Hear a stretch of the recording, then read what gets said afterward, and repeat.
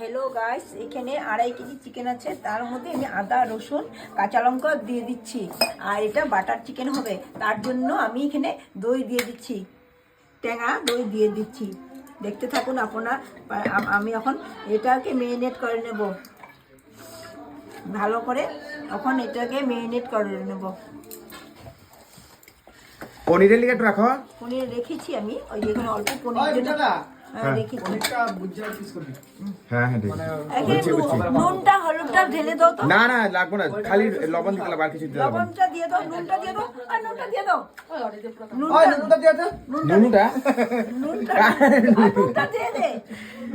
লবণ ডাইরেক্ট কও না, কি নুন নুন করতেছো? ঢেলে দে না,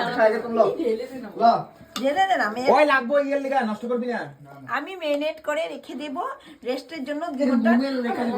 2 ঘন্টা রেস্টের জন্য রেখে দেব। তারপরে আমি আরে 2 ঘন্টা রেস্ট তো ইয়ে মরিচের গুঁড়া দিয়ে 2 ঘন্টা রেস্ট করতে লাগবে তো। ঠিক আছে কিনা দইটা? এর কাঁচা লঙ্কা আদা রসুন আর হ্যাঁ হ্যাঁ চুকা মিষ্টি নাই। দই দিয়েছি। আরে ইয়েটা দিতে লাগবে তো, মরিচের গুঁড়াটা দাও। লবণ ঠিক আছে। দেখছিলি দই ঠিক আছে তো না বেশি হইছে? আর লাগবে দই ঠিক আছে ঠিক আছে। ইয়া দে, মাংসের পিস ঠিক আছে। দেখছিলি আরে তুমি ইয়ে দিবা, মরিচের গুঁড়াটা দিবা। এই তো মরিচের গুঁড়া। এই জিরা টিরা বলে কিছু আনে। আরে জিরা ওখানে তুই লবণ নেই কি এত লবণ দিতাছস? আমি কইলাম ইয়ে দিতে, মরিচের গুঁড়া দিতে।